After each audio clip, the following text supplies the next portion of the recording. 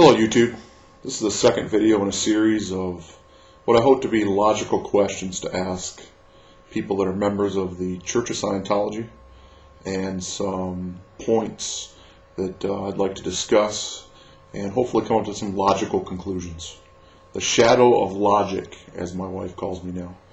And hopefully this will shed some light on some different subjects. I'm going to use subjects that are backed up by documentation from either written documentation that is easily found online and can be backed up by documentation by the church itself or by ex-members who have discussed the issues that they've had in the Church of Scientology itself.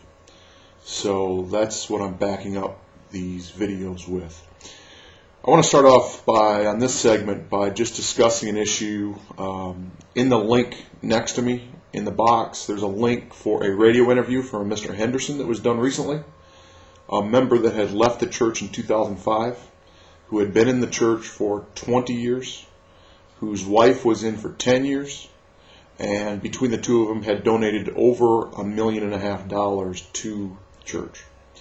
And some of the things that are said in that interview are kind of alarming, and I want to use another assimilation to discuss the logic of what may be happening here.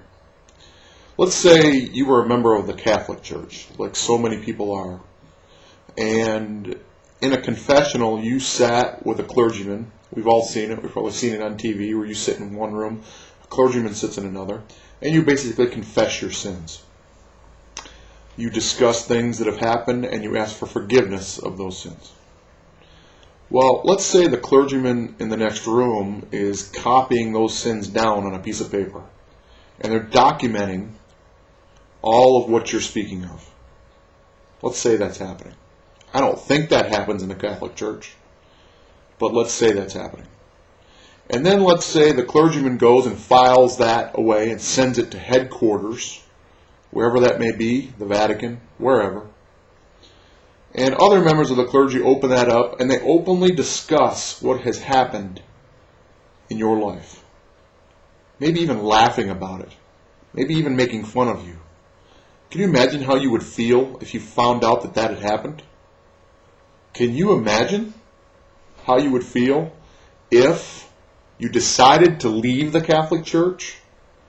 If the Catholic Church broadcast that information or used it against you, or let out maybe something that was in your past you weren't so proud of and tried to destroy your name? Can you imagine a church doing that? Well, there's a church that does do that.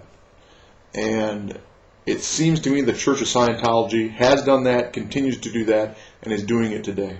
And if you listen to the interview with Mr. Henderson on the radio, you'll hear his account, being a member of the church, his account of this happening and how his wife was in an upper echelon in the organization and would hear people discuss the backgrounds of people that were in the organization. The rank and file members discussing what you do in your personal life or what you had done, what your crimes were, as Scientology is so happy to put it.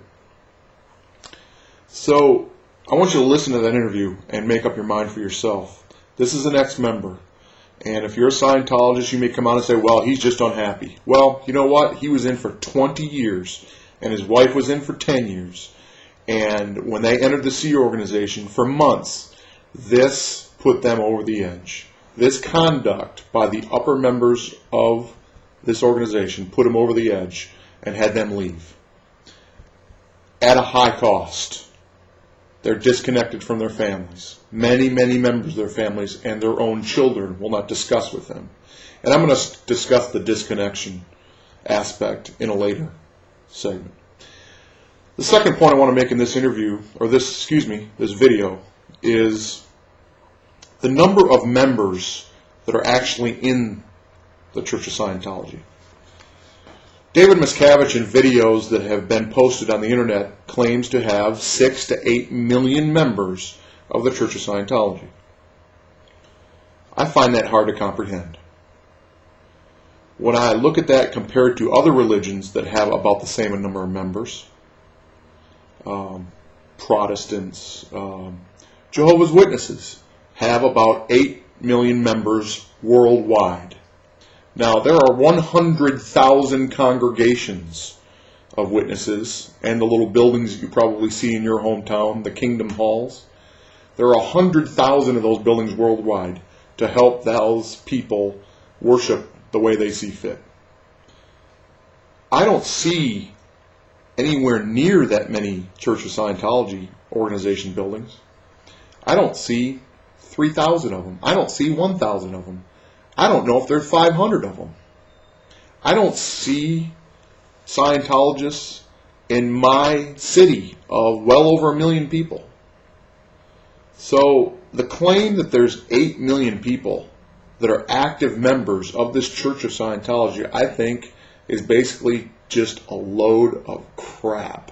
I'm sorry to put it that way, but I think it is. It's just another propaganda tool by the management of this organization.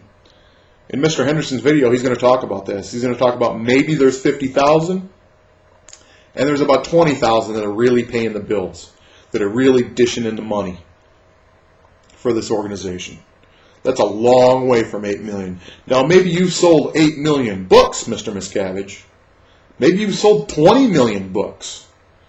But if you sold 8 million of them, there's 7,900,000 books sitting on people's shelves collecting dust because they're not active members of your organization. So when you sit in front of the annual meeting with about 5,000 people there, maybe you should tell them the truth next time. And from what I hear, but I don't have documented proof of this, from what I hear, membership is dwindling. That's from what I hear. I don't have documented proof of that subject. So those are the two things I wanted to cover today. Hopefully, maybe, we can get a Scientologist on that'll tell us the truth. That'll say, you know what? We do have 8 million members, and this is the proof of that. But until then, we're going to keep bringing these truths out, and hopefully put a little logic behind it. Until next time, take care.